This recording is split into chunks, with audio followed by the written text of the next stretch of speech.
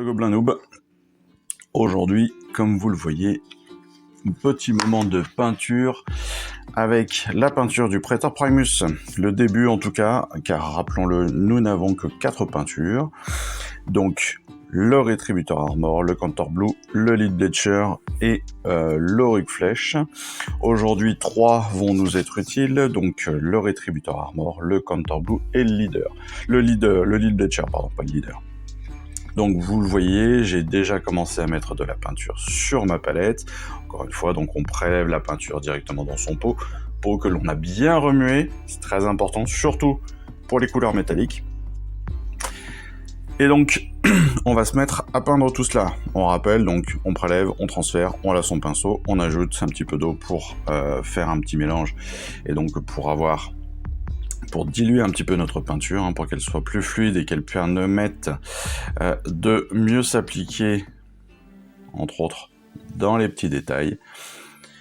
Et puis après, on relave évidemment son pinceau. Et après, eux, ce qu'ils nous préconisent, donc toujours, c'est 3 sous-couches de Rétributeur Armor. Donc vous le voyez, moi j'ai toujours une sous-couche blanche que j'ai préparé à l'avance, donc il n'y aura pas forcément 3 sous-couches. Ceci étant, il peut y avoir 2 couches de base, il n'y a pas de souci là-dessus. En l'occurrence, c'est très certainement ce que je vais faire. Et puis vous vous rappelez aussi que moi je n'avais pas collé ma cape, ma tête et mon corps, tout cela pour que je puisse accéder plus facilement aux différents éléments de ma figurine. Et entre autres pour la cape, c'est vrai que ça va être quand même beaucoup plus simple de pouvoir peindre la cape individuellement, de pouvoir peindre aussi les petits détails du visage ou même de l'armure qui reste à l'arrière de la cape, à l'arrière de la tête. Ce sera plus facile pour moi à faire. Voilà, donc ce que je vous propose, c'est qu'on démarre tout de suite avec la première couche de Rétributeur Armor. Donc bon, quand on voit le résultat final, encore une fois, très intéressant d'avoir ce résultat à la fin là, de notre fascicule. Ça va nous permettre de savoir et de nous rappeler jusqu'où est-ce qu'il faut qu'on aille sur la peinture, quels sont les éléments principaux qu'il va falloir qu'on peigne. Voilà, donc là on le voit, il n'y a quand même pas grand-chose à ne pas faire. Donc je vous dis pas qu'on va pouvoir y aller à la truelle, mais pas loin. Donc on y va, et puis en avant.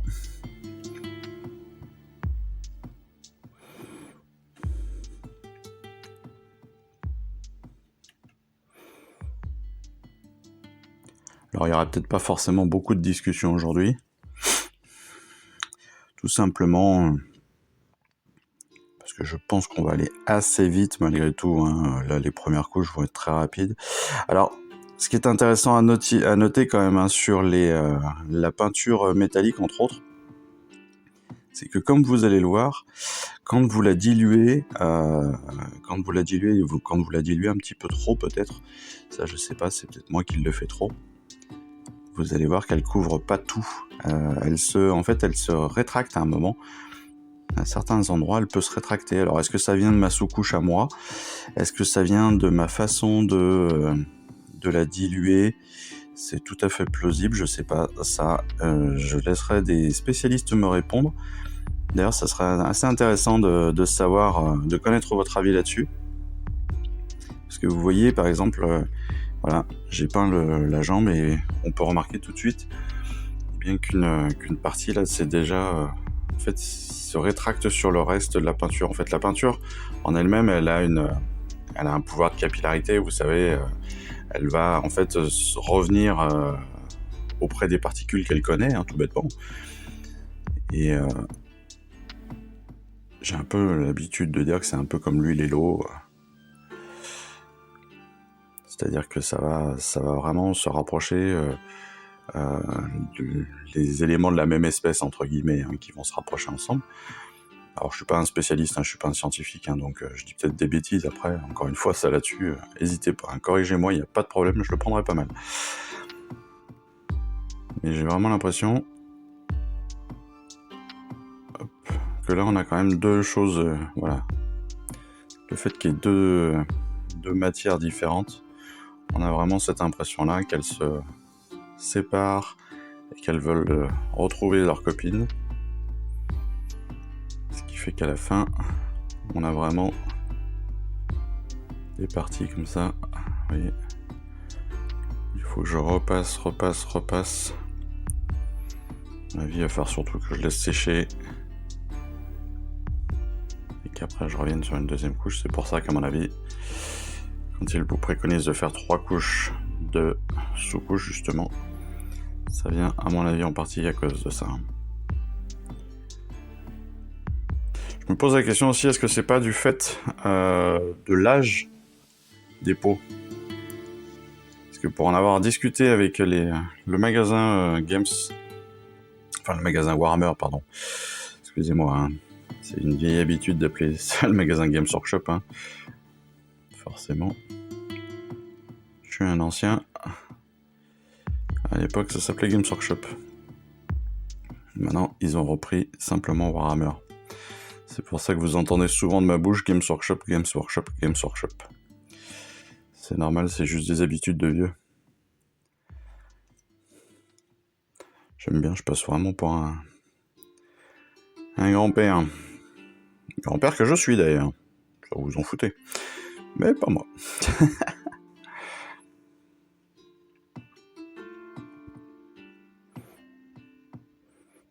Et ouais.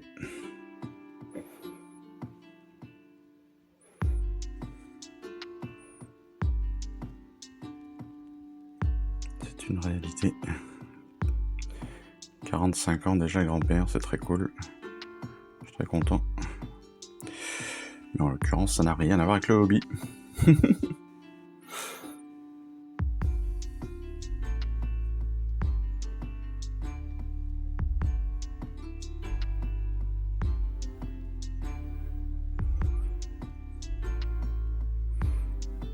Et donc je disais, j'ai demandé au magasin Games, et en fait il m'expliquait que les collections achètent entre autres. Bon, alors là j'y vais vraiment à la truelle, hein. Quand je dis que j'y vais à la truelle, c'est que je prends pas de pincettes, hein, pour peindre. J'y vais, je fais des très très grosses surfaces, vraiment comme eux avec la sous-couche. Ils se prennent pas la tête, ils posent des aplats, voilà. Et puis ils corrigeront avec les autres couleurs en fait. Là c'est un peu ce qui va se passer aussi. Je fais une grosse pose de rétributeur. Et puis on corrigera sur une deuxième couche. Et puis on corrigera surtout après avec les autres couleurs. On repassera un petit peu de partout. C'est ça aussi qui est pratique, hein. Alors honnêtement, moi qui suis pas un très très grand peintre, hein, vous l'aurez compris, même si, bon, encore une fois, je me débrouille, il n'y a pas de souci là-dessus. Je suis pas un très grand peintre. Je l'ai encore vu ce week-end. Je vous avais déjà parlé du magasin Le Temple à Metz, chez qui je vais aller de temps en temps pour pouvoir acheter un manga, un truc comme ça, parce que c'est pas très loin de chez moi. Et puis en plus comme ça fait plaisir à ma fille de pouvoir aller acheter des mangas. Mais comme il a aussi un coin de distribution, il a un petit corner Citadel Warhammer. Et bien en fait, petit à petit, il organise aussi des ateliers. Et là, il a organisé un atelier de peinture ce week-end. Et clairement, je peux vous confirmer que je suis très très très très loin d'être un bon peintre. Alors, je suis pas le pire, hein, il y a bien évidemment. Hein. Je suis pas un pur débutant, je vous l'ai déjà dit.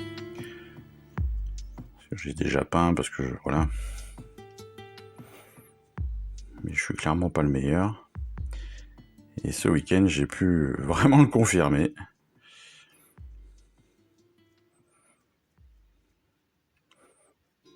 Ne serait-ce que parce que la personne qui, entre guillemets, intervenait pour nous aider, nous accompagner, nous présenter en fait la peinture. C'était un atelier qui était ouvert à tout le monde, c'était très sympa. Donc au Temple à Metz, il va essayer de remettre ça en place, hein. Donc si vous êtes du coin et que ça vous intéresse, n'hésitez pas à aller sur son Instagram, il met les infos régulièrement dessus. Et donc l'intervenant nous montrait plein de techniques, et clairement il est très très doué. Et entre autres, lui il peint ses Stormcast tout en brossage. C'est marrant. c'est assez intéressant. Je me demande si un jour je ferai pas comme ça aussi. Et le pire, c'est que ça va assez vite en plus. Ça va assez vite. Et il n'a pas forcément cette problématique de peinture qui se rétracte comme ça et qui refait des taches blanches si on l'a pas assez travaillé, si on l'a pas assez étalé. Enfin bon. Je reviens sur l'histoire parce que je digresse beaucoup quand je parle, vous remarquerez. Je pars souvent sur une branche, je récupère le tronc de l'arbre et puis je pars sur une autre branche. Ça, c'est une habitude chez moi, malheureusement. Alors, troisième digression en 5 secondes. Je repars sur mon histoire du magasin. Le magasin Warhammer. Donc, je discutais avec le vendeur, en l'occurrence avec Joe de Montpellier. Et il m'expliquait donc que dans les collections Hachette, en fait, c'est souvent des figurines, évidemment, qui sont pas toutes jeunes. Ça, on l'a bien compris. La plupart des figurines qu'on va trouver dans notre collection, ce sont les figurines que l'on trouvait dans la boîte de base Dominion. Donc c'est quand même la boîte de base qui maintenant a au moins 2 ans, avec le début de la V3. Et donc en fait, si vous remarquez bien, la plupart des éléments qui vous sont transmis aussi à l'intérieur sont des éléments qui datent de cette époque-là. Alors, quand on parle des éléments qui datent de cette époque-là, c'est pas très grave sur les figurines, parce que de toute façon, qu'elles soient fabriquées en 2021 ou en 2024, bon, je dirais peu importe. Ça reste le même plastique, c'est le même moule, c'est le même plastique, il n'y a pas de problème. À l'inverse, les peintures et la colle, elles peuvent dater justement de 2021, 2022 ou peut-être même potentiellement plus vieilles que ça. Et ce qui fait que les textures à l'intérieur sont légèrement différentes. Et là, je prends entre autres l'exemple. Alors, on va essayer de le poser sur un... Hop. Est-ce que je vais poser ça sans tout abîmer. Voilà. Sans que ça colle trop. Alors. J'ai un petit truc comme ça. J'ai acheté ça. C'est super bien. N'hésitez pas. C'est des pinces. Vous voyez. Alors moi, elles n'ont pas de protection par contre. C'est des pinces crocodiles. On ne le voit pas, dommage. Donc ce sont des pinces crocodiles. Des pinces crocodiles comme ça, avec un petit présentoir sur lequel vous allez pouvoir planter vos pinces crocodiles. En fait, c'est des pinces crocodiles avec une barre de fer. Et ça vous permet de pouvoir sous-coucher un élément par un élément, ou de pouvoir justement suspendre vos figurines le temps qu'elles sèchent ou le temps que vous les peignez aussi. Ça peut être un moyen de peindre sans toucher trop d'éléments. Et c'est plutôt pas mal. C'est plutôt très pratique. Pardon. Nouvelle digression, donc je reviens encore une fois sur la peinture. Et donc je disais, voilà, les pots de peinture et les pots de colle qu'on va recevoir donc dans notre collection peuvent dater. Et s'ils datent, eh bien donc leur texture peut être légèrement différente avec les textures qu'on va avoir sur des peintures qui sont toutes neuves et qui viennent tout juste d'être produites en fait.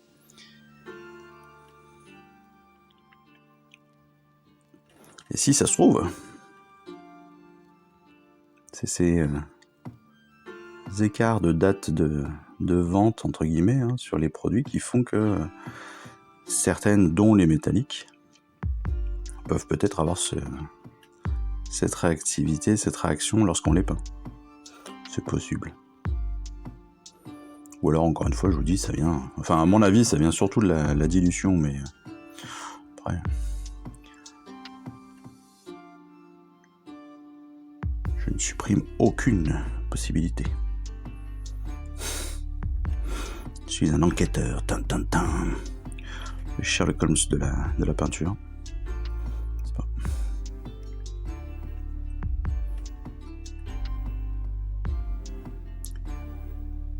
Nous sommes tout à fait d'accord, c'est un sujet qui n'a aucun intérêt.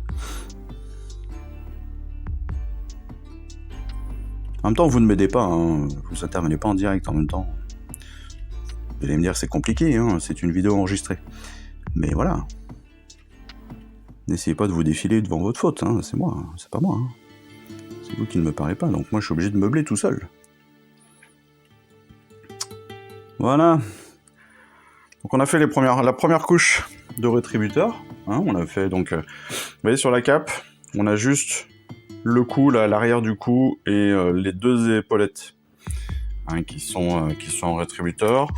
Sur l'armure en elle-même, bon là, comme je vous l'ai dit, moi je l'ai un peu fait à la truelle, mais sur le principe, on est quand même pas très très loin de la vérité, parce que l'armure, elle couvre quand même la majeure partie du personnage, hein, il n'y a pas photo.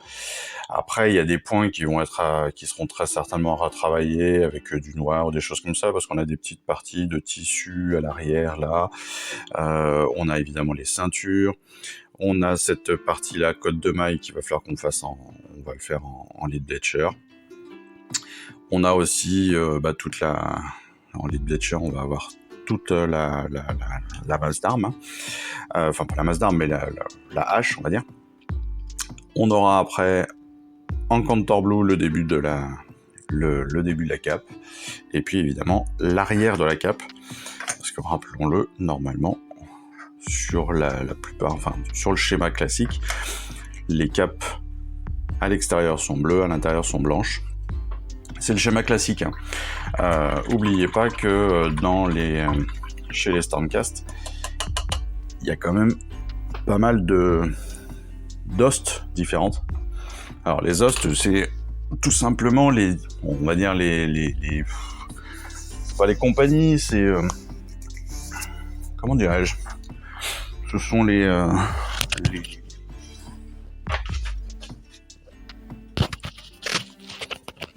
c'est les forces de combat, voilà. C'est un peu comme si on décrivait l'armée, le 15e régiment d'artillerie avec son voisin le 16e, ou des trucs comme ça. Je pense qu'ils ont tous des treillis un peu différents. J'avoue que je suis pas un spécialiste de l'armée. Mais là, donc, on a plein d'hostes différentes que l'on verra au fil de l'eau, mais on a évidemment les marteaux de Sigmar, on a les enclumes d'Eldenhammer, les bellicistes célestes, j'ai fait deux, trois recherches, les chevaliers célestes, le point de Sigmarite, les chevaliers de l'aurore, les chevaliers sanctifiés, ils ont tous un schéma de couleurs différents. Ça c'est intéressant, ça veut dire que on va pouvoir aussi s'amuser sur la peinture et pas être forcément que sur le bleu, que sur le jaune et bleu. Donc ça c'est pas mal. C'est pas mal pour ceux qui aiment diversifier un petit peu leur peinture. Ce qui est un peu mon cas.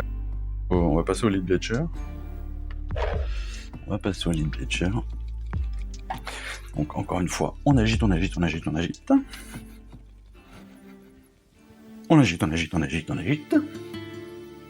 Ouais, c'est chiant hein, de voir ça à la télé. Hop. Donc pareil, évidemment, on va prélever, poser sur la palette. Voilà. On va pas forcément mettre 3 tonnes. Pour la simple et bonne raison que là on a que, je vous l'ai dit, on a que la cotte de maille. En tout cas à faire tout de suite, on va avoir que la cotte de maille et puis l'arme. Donc voilà, on va pas avoir 50 trucs à mettre en lead bletcher. On pourrait refaire après des détails sur du rétributeur. Vous voyez que sur leur peinture, vous voyez, ils remettent du rétributeur là. Ils ont fait aussi la hampe directement en rétributeur. Moi je vais pas la faire parce que je pense qu'elle sera pas forcément je la vois plus sur une couleur parchemin.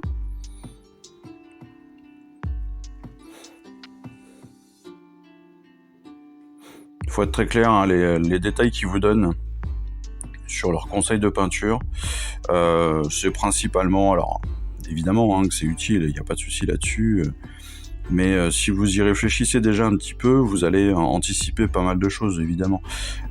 Surtout si, comme moi, vous avez acheté d'autres peintures en plus de celles que vous allez avoir et que vous avez déjà dans la collection, vous allez évidemment vous mettre à réfléchir sur quel schéma de peinture vous allez avoir envie d'avoir sur vos figurines. Et d'ailleurs, c'est un gros sujet. On en parlera très certainement peut-être dans une vidéo hors série. C'est un gros sujet, je trouve, parce que je pense que je suis pas le seul à vivre ça. C'est que là, en l'occurrence, on commence à avoir, mine de rien, une trentaine, quarantaine de figurines. Hein. Moi, j'en ai même plus parce que j'en achète sur le Bon Coin pour essayer de compléter l'armée le plus vite possible et pour pouvoir jouer un jeu ou l'autre. Et si possible, avant l'été, ou en tout cas de pouvoir démarrer avec une armée, avec la version V4 qui va arriver cet été, je vous l'ai dit. Et moi, ma grosse problématique, c'est clairement trouver le schéma de couleur que je veux, quoi. Parce que c'est très bien faire du rétributeur et du Counter Blue, pas de problème. Hein. Mais c'est pas super fun non plus, quoi. Surtout qu'on va avoir des Vindictors, des Liberators, des Annihilators, enfin voilà, on a plein de formes de Stormcast différents. Et je trouve ça sympa de me dire que je pourrais peindre des unités différentes, de différentes couleurs à chaque fois, quoi. Et toute ma problématique, elle est là, c'est est-ce que je dois respecter à fond le code couleur qui m'est donné? Est-ce que je dois respecter simplement les codes couleurs des hostes existantes? C'est un peu la même problématique que je pouvais avoir quand quand je jouais, quand j'étais plus jeune, quand j'ai commencé Warhammer 40 000. C'était de savoir quelle couleur je pouvais mettre à mes Space Marines, entre autres, ou même à mes orques.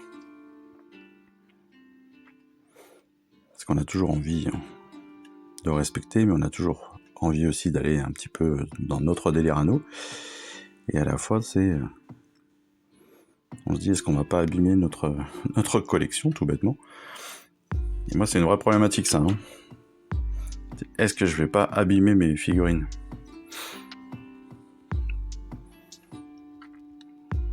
C'est une vraie question qui se pose, hein.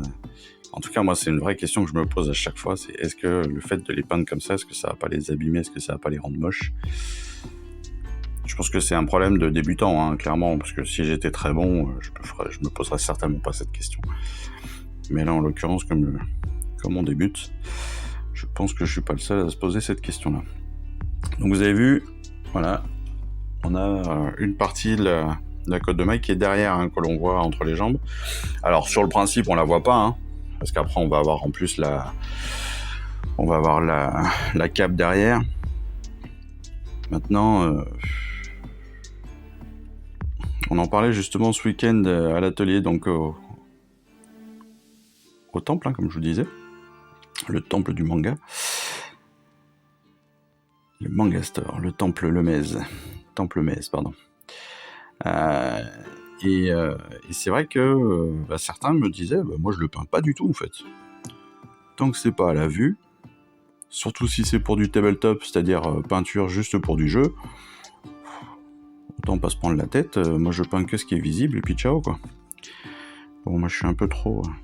malheureusement j'ai quelques tocs. Sans dire des tocs, j'aime bien quand les choses sont faites à peu près correctement.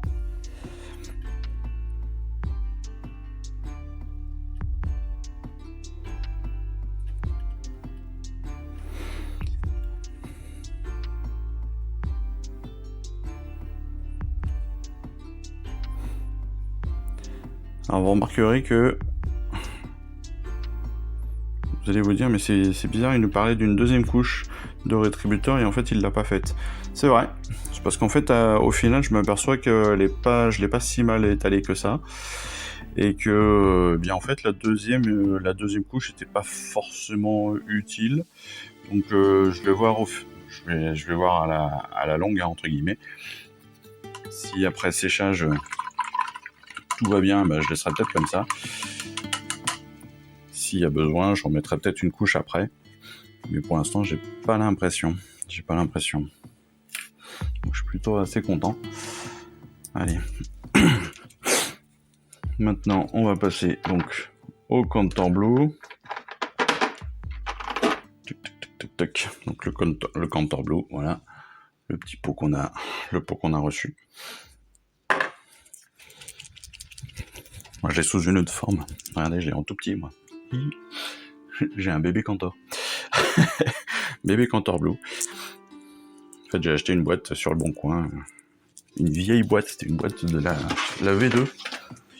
Une boîte de la V2. Et dans cette boîte, il y avait... En fait, c'était une boîte avec... Pardon, je fais du bruit, j'ai le micro. Dans cette boîte de la V2, en fait, la personne qui me l'a vendue m'a aussi vendu très gentiment des kits de découverte de peinture. Et donc dans ce kit, j'avais un kit spécial Standcast, très sympa, où j'ai 3 personnages, je crois. Donc parfait pour pouvoir, là encore une fois, compléter mon armée. D'ailleurs, je les remercie, Julie et Julia. Je pense pas qu'elles regarderont la vidéo. Julia qui m'a fait une très très belle signature d'ailleurs. Petite demoiselle. Je te remercie encore de m'avoir permis d'acheter ces éléments.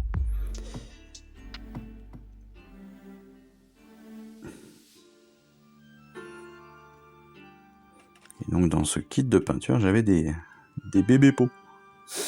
C'était rigolo. D'habitude, les pots de Citadel sont des pots de 12 ml. Là, je pense que ça doit être un pot de 6. Ce qui était très perturbant surtout, c'est qu'il n'y avait pas d'étiquette. C'est pour ça que vous avez vu que c'était moi qui les avais rajoutés. Là, sur notre figurine, on va faire attention. Eux, ils ont tout peint en bleu. Bon, pourquoi pas. On va tout peindre en bleu, mais... Voilà. Là aussi, sur le Contour, vu qu'on passe sur entre autres sur du métallique, il y aura très certainement une double couche à faire.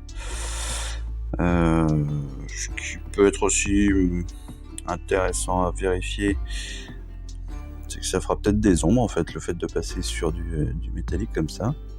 Ça fera peut-être une ombre directement, ce qui peut être sympa. Il n'y aura peut-être pas de shade à faire. Pareil, vous voyez. Mon esprit maniaque m'oblige à aller à l'intérieur. Alors clairement, personne ne verra que j'ai pas à l'intérieur, hein, tout le monde s'en fout. Mais voilà, moi j'ai besoin. Tac.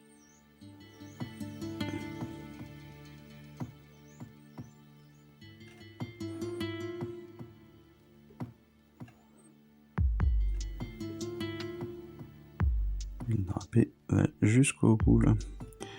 Jusqu'à l'épaule. Et un peu au-delà. Hop.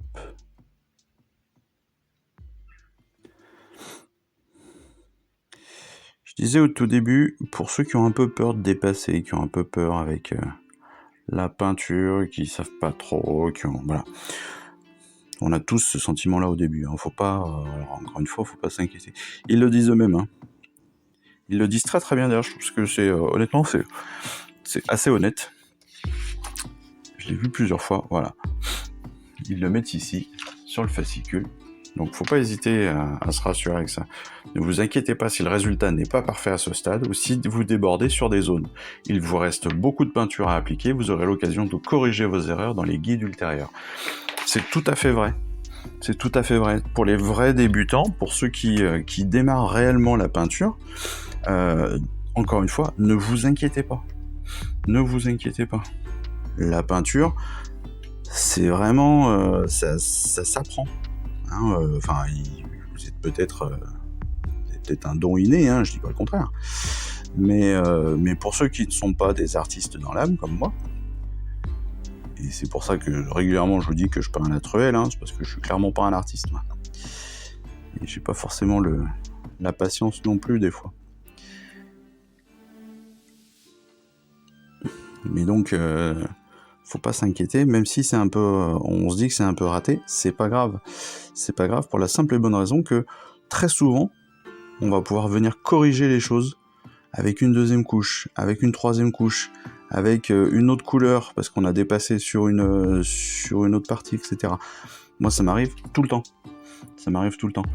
Hier, j'ai travaillé sur la Chevalière Arcanum. Chevalière Arcanum, j'ai fait déjà les premières vidéos de peinture dessus. Honnêtement, c'était pas terrible. Voilà, c'était pas terrible. Et ben, je l'ai pas mal rattrapé, vous verrez, je vous le mettrai une fois que j'aurai tout terminé. Donc je l'ai en plusieurs exemplaires, parce que j'ai voulu l'avoir en plusieurs exemplaires, parce qu'il y a une alternative de tête, entre autres. Donc j'avais voulu avoir au moins 2 figurines.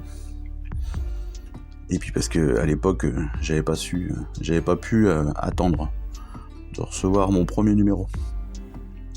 Ça m'énervait de pas l'avoir à la poste. Donc, tout bêtement. Donc je l'ai en plusieurs numéros. Et hier, j'ai passé une soirée quasiment complète, juste à refaire des détails. C'est fou, hein, mais voilà. Et donc j'ai repassé une soirée à faire, à retravailler sur... d'ailleurs, on les voit pas, mais je vais vous les montrer. J'ai retravaillé j'ai fait sur les épées, entre autres, voilà. Parce que comme je vous ai dit, je colle pas toujours tout. Quand je colle, hein, y a pas de souci là-dessus. Je vous le dis.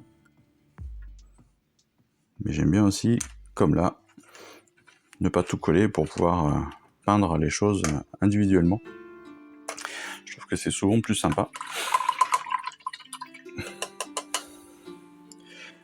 Donc vous voyez. Alors, ça va être moche, attention. Alors, voilà, les 2 exemplaires sur lesquels je suis en train de travailler, vous voyez, il y a 2 têtes différentes. Il y a une tête avec un masque et une tête toute simple. Vous voyez déjà la tête là, elle est sale, elle est dégueulasse. Il va falloir que je la reprenne en blanc et puis que je corrige tout ça, quoi. Parce que là, elle a des traces, c'est horrible. Mais vous voyez que le blanc là, j'ai dépassé. Le blanc à l'intérieur, il n'est pas encore tout à fait parfait. J'ai pas mis de shade. Vous voyez la bannière, comme je disais là, je pense qu'on va la faire sur une couleur comme ça, un petit peu couleur parchemin, couleur chair elfe ou des trucs comme ça. Voilà, donc ça. Et ça, moi je passe c'est con, mais je passe du temps là-dessus, quoi. Vous voyez, j'ai fait 2 épées, 2 couleurs différentes. La petite orbe, pareil. La petite fiole orbe, je sais pas ce que c'est. Pareil, 2 couleurs différentes, enfin voilà. Et c'est des petites choses, mais évidemment, c'est des choses qui peuvent se corriger à chaque fois que je corrige petit à petit. Donc je fais des tout petits traits, je fais des tout petites choses avec un pinceau très très fin. D'ailleurs, un de ces jours, on reparlera pinceau. Parce que je vous ai dit, moi j'ai acheté pas mal de pinceaux premier prix, en l'occurrence. Bon, je m'aperçois au fil de l'eau quand même que c'est pas forcément toujours la meilleure chose. Et il y a peut-être justement des éléments à privilégier dans le matériel. On va bientôt faire aussi la préparation des éventreurs, je crois, des obgrottes. Et donc, je vous avais dit que j'avais acheté une nouvelle pince, donc je l'ai reçue. Et donc, on va pouvoir voir la différence entre cette pince qui est quand même très très fine et puis la pince Citadel classique. Alors, pour ceux qui veulent savoir, bon, je vais la représenter dans la vidéo spécifique montage, mais je l'ai payé moins de 2 € sur Temu, hein, donc voilà. Mais par contre, sur les pinceaux, ouais, clairement, on m'a conseillé, justement à l'atelier, au temple, on m'a conseillé une référence de pinceau que je retrouve aussi régulièrement sur Instagram. Je pense qu'on va vite y passer. C'est des Kolinsky, c'est des 8404, je crois. C'est une marque qui est hyper connue, qui est utilisée qui est revendue aussi chez Green Stuff World et un peu chez tous les magasins d'art. Et honnêtement, apparemment, ça fait une énorme différence. Mais bon. Bah écoutez, voilà, aujourd'hui, c'est tout pour aujourd'hui. Hein, on a vu, voilà, la figurine est quasiment faite, hein, en fonction de ce qu'il nous demandait aujourd'hui. Je vais repasser hors caméra, je repasserai un petit coup sur le bleu, parce que vous voyez que le contour blue, là, on va voir, il y a quand même des traces de pinceau qui restent encore visibles. Donc je vais corriger ça avec une seconde couche. De la même façon, sur le rétributeur et puis sur le lead bleacher, vous voyez, sur le lead bleacher, là, je viens de m'apercevoir, ça peut être sympa de laisser ça d'ailleurs, mais je viens de m'apercevoir que il y a certaines mailles de ma cotte de maille qui sont un peu restées en jaune. Mais je vais peut-être le laisser d'ailleurs. Mais je me suis dit, tiens, je viens de m'apercevoir, j'avais mis un coup de pinceau bleu ici. J'ai mes 2 épaulières là que j'ai mal fait, parce qu'elles doivent être faites en rétributeur, donc je vais les corriger. Je vais peut-être faire le petit détail là et là aussi en rétributeur. Potentiellement l'attache de la bannière. Et puis voilà, et puis on va avancer comme ça petit à petit. Et puis, alors encore une fois, vous prenez pas la tête avec la peinture, hein. Vous pouvez suivre le guide, ça y a aucun souci. Si vous avez d'autres peintures, faites-vous plaisir si vous voulez prendre de l'avance. Je pense que entre les images qui sont dans nos fascicules, les éléments dans les parties peinture justement de nos fascicules, on va avoir quelques exemples de schémas, de possibilités. Donc si vous le souhaitez, avancez un petit peu, hein, et puis voilà, faites-vous plaisir. De toute façon, au fil de l'eau, clairement, on aura de plus en plus d'informations, non plus sur le schéma exact, mais plus sur le détail des choses. Comment est-ce qu'il faut faire tel type de choses, tel type de socle, tel type de détail, voilà. Je pense que ça va être de plus en plus sur la technique et non plus sur la base, sur l'ensemble de la figurine. Même si évidemment ils vont nous dire, voilà, si vous voulez que ça ressemble à quelque chose, à minima faites ça. Voilà, aujourd'hui c'est ça en fait, hein. Les premiers fascicules, c'est clairement ça, c'est si vous voulez que ça ressemble à quelque chose pour vos premières batailles, et ben faites ça, et au moins ils seront légèrement colorés, et vous serez content de les avoir. Voilà. Je vais vous mettre aussi quelques photos sur Insta, donc n'hésitez pas à les voir sur Insta. J'ai entre autres 3 ou 4 figurines du mois après à vous présenter de Warhammer. Quelques avancées aussi sur des décors, que pareil j'ai acheté sur le Bon Coin, donc je vous mettrai tout ça. N'hésitez pas à vous abonner aussi sur mon Insta, et n'hésitez pas à vous abonner bien sûr à cette chaîne, à faire connaître cette chaîne, à faire connaître l'Insta, et à faire en sorte que tous nos Instas soient connus. N'hésitez pas à partager, à échanger, et puis voilà, moi je crois que pour aujourd'hui, je vous ai tout dit. Allez, salut. Je vous remercie d'avoir suivi cette vidéo. Si ça vous a plu, eh bien abonnez-vous, lâchez un petit like et un commentaire, et suivez-moi sur Instagram où je poste régulièrement des photos de mes dernières réalisations et dernières peintures. Et puis comme il est maintenant de tradition sur la chaîne, je vous souhaite une excellente fin de journée, et surtout, lisez bien, collectionnez bien, assemblez bien, peignez bien, et jouez bien. Allez, je vous embrasse, et puis je vous dis à très vite. Allez, ciao, bye bye.